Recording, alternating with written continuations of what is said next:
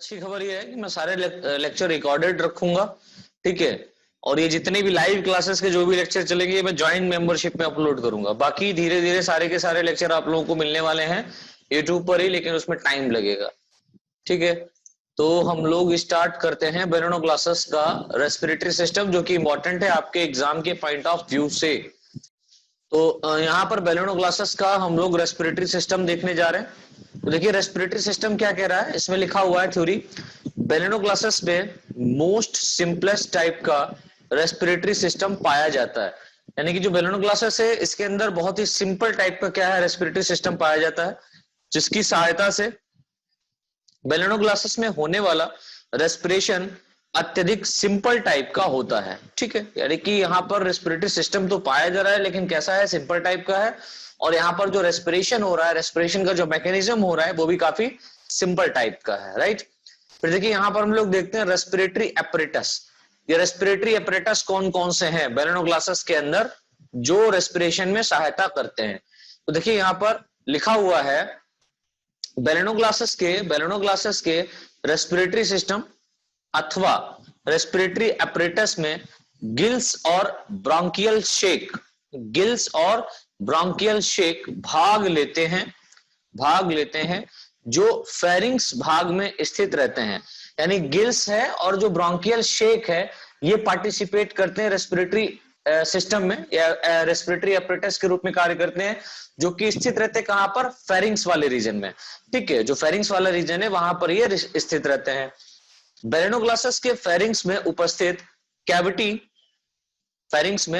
उपस्थित कैविटी दो भाग में विभाजित रहती है, जिन्हें डॉर्सल चैम्बर तथा वेंट्रल चैम्बर कहते हैं।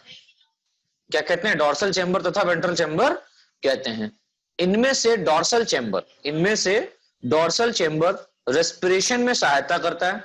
किसमें सहायता करता है, रेस्पिरेशन में सहायता करता है। अब देखिए डॉर्सल चैम्बर और वेंट्रल चैम्बर तो समझ में आ ही रहा होगा। डॉर्सल मतलब बैक साइड, लाइक एक ऊपरी सतह, और वेंट्रल मतलब निचली सतह, है ना। तो ऊपरी सतह और निचली सतह में ऊपरी सतह जो होगी, डॉर्सल जो चैम्बर होगा, वहां पर respiratory apparatus that means gill slits पाए जाते हैं। आप लोगों ने डायग्राम देखा था, तो गिल स्लिट्स कहां यू आकार के पाए जा रहे थे, ऊपर साइड में। तो यही पोर्शन जो है डॉर्सल चैम्बर जो है रेस्पिरेशन में क्या करता है बेटा, सहायता करता है। तथा इसे ब्रोंकियल फेरिंग्स भी कहते हैं। इसे क्या कहते हैं, ब्रोंकियल फेरिंग्स भी कहते हैं। इसमें दोनों लेटरल साइड पर वी आकार की गिल स्लिट्स लॉन्गिट्यूडनल रो में स्थित रहती हैं। किस आकार की, वी आकार की, या हम कह सकते हैं यू आकार की। वी या यू आकार की यहाँ पर गिल स्लिट्स लॉन्गिट्यूडनल रो में, लॉन्गिट्यूडनल का मतलब खड़े खड़े में स्थित रहती है, अरेंज रहती है, जिनकी संख्या बेलेनो ग्लासेस की आयु के साथ, यानी कि जो बेलेनो ग्लासेस का एज है उसके साथ बढ़ती रहती है। तो हम ये नहीं कह सकते कि इसमें निश्चित कितनी संख्या पाई जा रही है, ठीक है। प्रत्येक गिल स्लिट्स एक जोड़ी अंडाकार आकार के रूप में होती है। यानी कि जो गिल स्लिट्स है ये एक जोड़ी अंडाकार आकार के रूप में होती है, राइट। तो देखिए यहां पर लिखा हुआ है बेलेनो ग्लासेस में पाए जाने वाले गिल स्लिट एक विशेष प्रकार के पाउच में ओपन होते हैं, जिसे ब्रोंकियल शैक, जिसे क्या कहते हैं, ब्रोंकियल शैक कहते हैं। क्लियर। अब इसके आगे देखिए लिखा हुआ है नई लाइन से, यह संरचना बॉडी वॉल व फेरिंग्स के बीच, यानी कि जो स्ट्रक्चर है वो बॉडी वॉल और फेरिंग्स के बीच स्थित रहती है, तथा बॉडी के बाहर की ओर एक माइन्यूट ओपनिंग द्वारा ओपन होती है, जिसे गिल स्पोर कहते हैं। जिसे क्या कहते हैं बेटा, गिल स्पोर कहते हैं। यह गिल स्पोर ट्रंक में, यानी कि जो गिल स्पोर है ये ट्रंक रीजन में ब्रोंकियल जेनाइटल रीजन में दो रो में स्थित रहती हैं। यानी कि जो गिल स्पोर हैं, ये गिल स्पोर ट्रंक में, यानी ट्रंक वाला जो रीजन है वहां पर ब्रोंकियल जेनाइटल रीजन में दो पंक्ति में, दो रो में स्थित रहती हैं। अगर हम लोग बेलेनो ग्लासेस के स्ट्रक्चर की बात करें तो यहां पर ये देखिए स्ट्रक्चर, तो ब्रोंकियल, मैंने बताया कि यहां पर जो संरचना है ये ब्रोंकियल जेनाइटल पोर में पाई जाती है। कैसे पाई जाती है, देखो ये कॉलर वाला, ये प्रोबोसिस रीजन है, पता है ये कॉलर रीजन है, और ये पूरा कौन सा रीजन है बेटा? ट्रंक वाला रीजन है, ठीक है। तो इस ट्रंक वाले रीजन को कितने पार्ट में डिवाइड किया गया था? 3 पार्ट में डिवाइड किया था। 3 रीजन में डिवाइड कर सकते हैं, एक है ब्रांकियल रीजन, दूसरा है हिपेटिक रीजन, और तीसरा ये वाला जो है इसको हम लोग बोलते हैं क्या? कॉर्डल रीजन, है ना? यही तो बोलते हैं ना भैया, इसी को हम लोग बोलते हैं क्या? Caudal region. तो यहां पर जो ब्रांकियल रीजन में है, ब्रांकियल रीजन में ही यहां पर क्या पाया जाता है? Hepatic gill slits, that means यहां पर गिल स्लिट्स पाई जाती हैं, ठीक है, एक 2 पंक्ति के रूप में यहां पर स्थित रहती हैं। तो जेनाइटल रीजन में क्या पाए जा रहे हैं? गिल स्पोर यानी गिल स्लिट्स पाए जा रहे हैं, राइट। अब देखिए यहां पर जो डायग्राम ये बना हुआ है इसमें थोड़ा सा ज्यादा पोर्शन है, लेकिन हम लोग फिर भी देख लेते हैं। देखिए ये कट सेक्शन है, एक्चुअल में कैसा है? कट सेक्शन है, कट सेक्शन है। और इस कट सेक्शन में आप उसमें 2 पार्ट देखेंगे। एक तो आपको पता है कि इसका एक डॉर्सल रीजन होता है और एक कैसा होता है? वेंट्रल रीजन होता है। तो इधर वाला जो रीजन पाया जा रहा है ये वाला, ठीक है, ये वाला, ये ट्रंक रीजन पाया जा रहा है, दैट मींस ये आपका वेंट्रल रीजन है और ये आपका डॉर्सल रीजन है। तो ये वाला आपका वेंट्रल है और ये वाला आपका डॉर्सल, आपका नहीं बल्कि बैलोनोग्लॉसस का डॉर्सल रीजन है।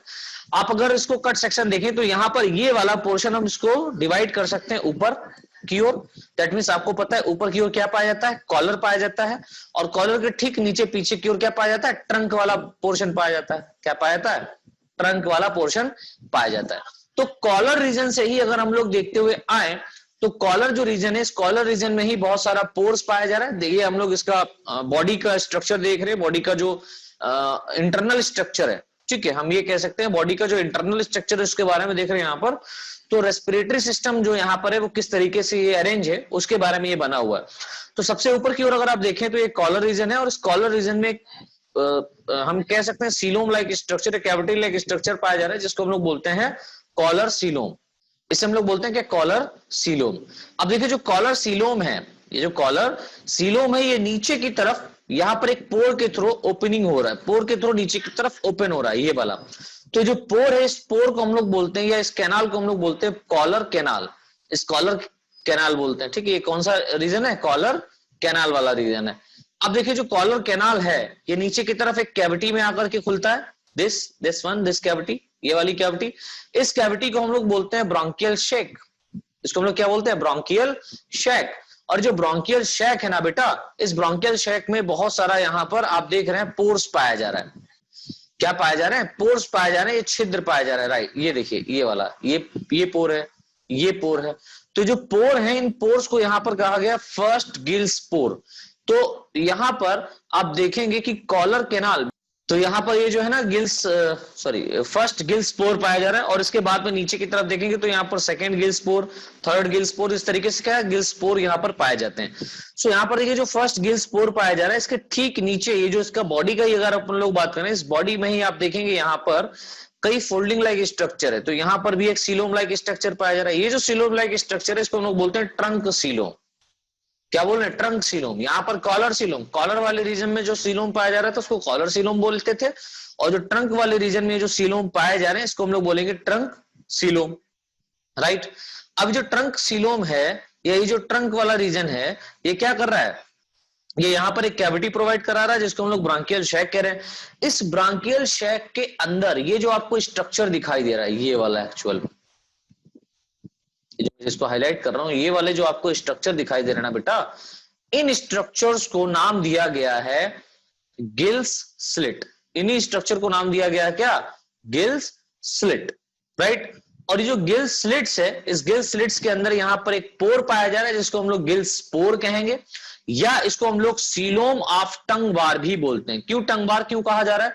क्योंकि आप अगर इसका एंटीरियर पोर्शन देखें, ये वाला जो डॉर्सल रीजन या वेंट्रल रीजन की तरफ है, जो डॉर्सल रीजन या वेंट्रल रीजन की तरफ है, उसको हम लोग टंग बार बोल रहे हैं। एकदम टंग की तरीके से आपको स्ट्रक्चर दिखाई दे रहा है, सो इसलिए इसको हम लोग टंग बार बोल रहे हैं, ठीक है।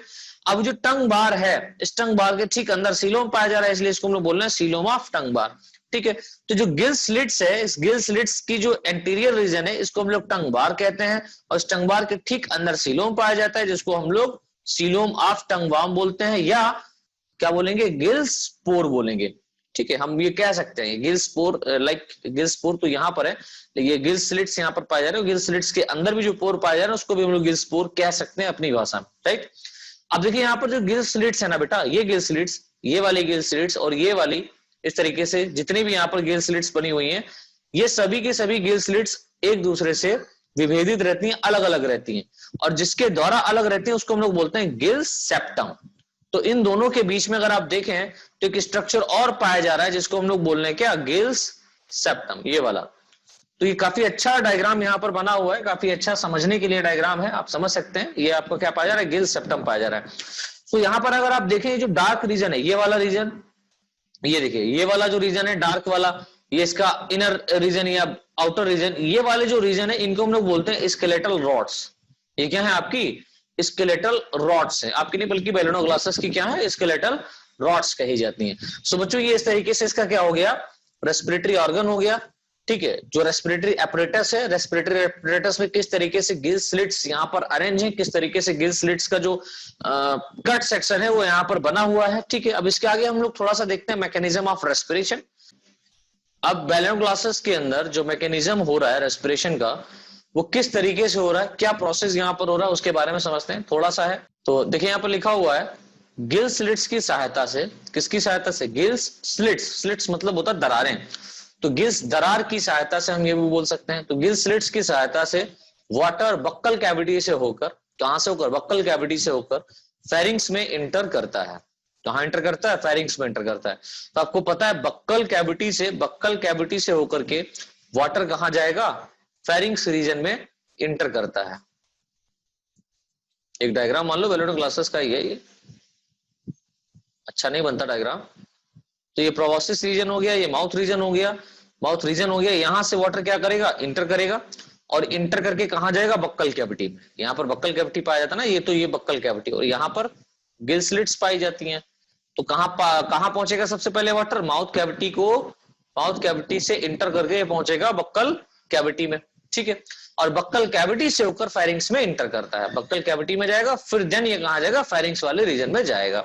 अब फेरिंग्स में क्या है देखिए, गिल स्लिट्स द्वारा, ठीक है, करता है, जहां पर गिल स्लिट्स द्वारा वाटर ब्रांकियल शैक में पहुंचता है, यानी कि यहां पर ये जो ब्रोंकियल रीजन है ये वाला ऊपर वाला, तो इस वाले रीजन में क्या होगा, वाटर पहुंचेगा, ठीक है, ब्रोंकियल रीजन में पहुंचता है, और गिल स्पोर की सहायता से शरीर से बाहर रिलीज हो जाता है। यहाँ पर जो गिल स्पोर पाए जा रहे हैं, राइट, ये वाला देखिए, ये जो यहाँ पर डायग्राम में बना हुआ है, ये गिल स्पोर, इनकी सहायता से वाटर क्या हो रहा है, बॉडी के बाहर एक्सक्रीट हो रहा है, जा रहा है, ठीक है, रिलीज हो जाता है। प्रत्येक गिल स्लिट्स के साथ अनेक ब्लड वेसल्स जुड़ी रहती हैं, ठीक है, अनेक ब्लड वेसल्स जुड़ी रहती हैं। इनमें उपस्थित ब्लड गिल स्लिट्स में पहुंचने वाले वाटर के बीच गैसियस एक्सचेंज होता है, यानी कि यहां पर जो ब्लड वेसल्स अटैच है ना बच्चों, इस ब्लड वेसल्स में जो ब्लड उपस्थित है वो गिल स्लिट्स में पहुंचने वाले वाटर, यानी कि यहां पर जो वाटर पहुंचेगा गिल स्लिट्स में, यहां पर जो वाटर आएगा ये इस वाले रीजन में, ठीक है, ये गिल स्लिट्स बोला जा रहा है एक्चुअल में। इस रीजन में जो पानी आएगा तो इस रीजन में जो डिसॉल्व ऑक्सीजन होगी वो कहां आ जाएगी, ये डिसॉल्व ऑक्सीजन चल जाएगी कहां, ब्लड के अंदर, और ब्लड में जो कार्बन डाइऑक्साइड होगी वो इसके अंदर आ जाएगी, और जैसे ही कार्बन डाइऑक्साइड यहां पर आ जाएगी, ये गिल स्लिट से क्या करेगा, गिल स्पोर की सहायता से वाटर बाहर की ओर निकल जाता है, ठीक है, ये वाटर निकल गया। वाटर के बीच गैसियस एक्सचेंज होता है। ब्लड वेसल्स में उपस्थित ब्लड वाटर में पाई जाने वाली, यानी कि ब्लड वेसल्स में उपस्थित ब्लड वाटर में पाई जाने वाली ऑक्सीजन को एब्जॉर्ब कर लेता है, राइट, तथा ब्लड में उपस्थित कार्बन डाइऑक्साइड वाटर में रिलीज कर देता है या हो जाती है। इस प्रकार बैलेनो ग्लासेस में गैसियस एक्सचेंज हो जाता है। अब यहां पर बैलेनो ग्लासेस की अगर हम लोग बात करें तो प्रिमिटिव टाइप का आपको पता है क्या है, रेस्पिरेटरी सिस्टम है। अगर हम लोग अपने रेस्पिरेटरी सिस्टम की बात करें तो हम लोगों का तो कॉम्प्लेक्स टाइप का है, आप लोगों ने पढ़ा भी होगा, है ना, अपने लोगों का जो रेस्पिरेटरी सिस्टम है वो काफी कॉम्प्लेक्स टाइप का है, और आप लोगों ने 11th में उसको पढ़ा भी था, तो वहां पर हम लोगों ने समझ लिया था कैसा है। अब देखिए यहाँ पर जो डायग्राम बना हुआ है ये कट सेक्शन है, एक हम ये कह सकते हैं कि जो गिल स्लिट्स है उसको यहाँ पर कट करके बनाया गया है, ठीक है। तो जब हम इसका आउटर स्ट्रक्चर देख रहे हैं, इस तरीके से 3D स्ट्रक्चर एक्चुअल में बना हुआ है, जब हम इसका आउटर स्ट्रक्चर देख रहे हैं तो हमको पता है इसके आउट साइड में क्या पाई जा रही है, बॉडी वॉल पाई जा रही है। इस आउट साइड में बॉडी वॉल पाई जा रही है, उसके ठीक बॉडी वॉल के ठीक नीचे अगर हम लोग देखें, अंदर एंट्री करें तो यहाँ पर सीलोम कैविटी पाई जा रही है, राइट। इस कैविटी के अंदर बहुत सारे ब्रांकियल शैक पाए जाते हैं। क्या पाए जाते हैं? ब्रांकियल रीजन पाया जाता है जिसमें ब्रांकियल शैक पाया जा रहा है। और ये जो ब्रांकियल शैक है, ये ब्रांकियल शैक बाहर की ओर, ये वाला रीजन, ये पूरा का पूरा, ये जो यहां पर ये बना हुआ है, ये वाला, ये जो स्ट्रक्चर है, ये आपका कहला रहा है गिल स्लिट्स। यानी कि जो पूरा स्ट्रक्चर जो आपका कहलाएगा, ये पूरा का पूरा क्या कहला रहा है? गिल स्लिट्स कह रहा है। ठीक है, गिल स्लिट्स मतलब गिल्स दरारें यहां पर पाई जा रही हैं, क्लोम दरारें इसको हम लोग बोल सकते हैं, ये पाई जा रही हैं, राइट। और जो गिल स्लिट्स है ना, ये गिल स्लिट्स यहां पर डिवाइड रहता है ब्रांकियल स्केलेटन के थ्रू। तो यहां पर देखिए ब्रांकियल स्केलेटन ये पाया जा रहा है, ये ध्यान से देखिए, मैं जहां पर रेड कलर का स्ट्रक्चर यहां पर मैं जो पेन दोहरा रहा हूं, इसको थोड़ा सा समझिएगा। ये वाला रीजन क्या कहला रहा है? ब्रांकियल स्केलेटन कहला रहा है। और जो ब्रांकियल स्केलेटन जो है, इस ब्रांकियल स्केलेटन के अंदर ही पाया जाता है क्या? Gill slits, right. अब जो गिल स्लिट्स है, ठीक है, ये जो गिल स्लिट्स है, ये जो ब्रोंकियल रीजन है, ये जो ब्रोंकियल रीजन है, ये ब्रोंकियल रीजन एक दूसरे से अलग रहते हैं। लाइक ये वाला गिल स्लिट्स, ये वाला, ठीक है, ठीक है, जो कि किससे घिरा हुआ है? चारों तरफ से ब्रोंकियल स्केलेटन से घिरा हुआ है। अभी जो दो ब्रोंकियल स्केलेटन है, या हम कह सकते हैं दो गिल स्लिट्स हैं, इनके बीच में जो ये स्पेस पाया जा रहा है, ये इनको जो डिवाइड करने का रीजन पाया जा रहा है, ये वाला, ये जो स्ट्रक्चर पाया जा रहा है, इसको हम लोग बोलते हैं गिल्स सेप्टम। क्या बोल रहे हैं बेटा? Gills septum. और यहां पर ये जो गिल स्लिट्स है, आपको पता है नीचे की तरफ ये टंग के लाइक होता है, तो उसको हम लोग बोलते हैं टंग बार। क्या बोलते हैं? टंग बार। और इसके अंदर जो सीलोम है, उसको हम लोग बोलते हैं क्या? सीलोम ऑफ टंग बार। तो वाटर जो होगा माउथ से एंट्री करेगा कहां? बक्कल कैविटी, और बक्कल कैविटी से जाएगा ब्रांकियल रीजन में। ब्रांकियल रीजन में पहुंचते ही ये ब्रांकियल रीजन से आ जाएगा कहां? आपका इस रीजन में। ठीक है, किस रीजन में आएगा भैया? यहां पर लिखा हुआ देखिए, ब्रांकियल शैक में पहुंचता है। तो कहां पहुंचेगा? ब्रांकियल शैक के अंदर ये पहुंच जाएगा। और ब्रांकियल शैक के अंदर क्या पाई जा रही है? ब्लड वेसल्स पाई जा रही है, जहां पर एक्सचेंज ऑफ गैसेज हो जाएगा। जब एक्सचेंज ऑफ गैसेज हो जाएगा, जैसे एक्सचेंज ऑफ गैसेज हो जाएगा, राइट, लाइक कार्बन डाइऑक्साइड जो है वो यहां पर ब्लड में वाटर में छोड़ दी जाएगी, और वाटर में जो ऑक्सीजन है उसको एब्जॉर्ब कर लिया जाएगा।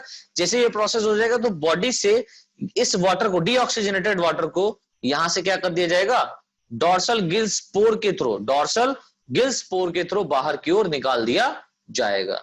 ठीक है, तो इस तरीके से मैकेनिज्म ऑफ रेस्पिरेशन आपका कंप्लीट होता है। अगला जो हमारा टॉपिक है वो है रिप्रोडक्शन के ऊपर। तो बेलेनो क्लासेस में जो रिप्रोडक्शन है उसको हम लोग देख लेते हैं। तो एक सिस्टम हमारा कंप्लीट हो गया। ये अगर क्लासरूम में मैं पढ़ा रहा होता तो इसको ही पढ़ाने में 2 दिन लग जाते, लेकिन ये बहुत अच्छा अपना चल रहा है सिस्टम। हर एक टॉपिक यहाँ पर अपना कंप्लीट हो रहा है अच्छे से, और जल्दी, और बहुत ही जल्दी आपका सिलेबस भी कंप्लीट हो जाएगा अगर इस तरीके से हम लोग चलते रहे और मुझे टाइम मिलता रहा। तो बच्चों, ये रेस्पिरेशन समझ में आया? मैं थोड़ा सा अनम्यूट करता हूं आप सभी को, तो आप लोग मुझे बताइए, कोई डाउट अगर है आपका तो पूछ सकते हैं। तो इसके बाद में हम लोग स्टार्ट करते हैं रिप्रोडक्शन। हाँ सर, कोर्स तो आपको सिलेबस आपको पूरा करना है ना, तो आप देख लीजिए कितने दिन क्या करना है। ये जो 4 डेज का जो टाइम पीरियड है, ये काफी बेटर है। बेटर इसलिए क्योंकि क्लासरूम और ऑनलाइन क्लासेस में बहुत डिफरेंस है। अभी आपको अगर लिखना पड़ रहा होता तो फिर बहुत टाइम लगता। मुझे यहाँ पर लिखना है, मैं लिख करके आपको समझाए दे रहा हूँ, और आपको पीडीएफ फाइल प्रोवाइड हो जाएगी, आप अपने नोट्स बनाएंगे।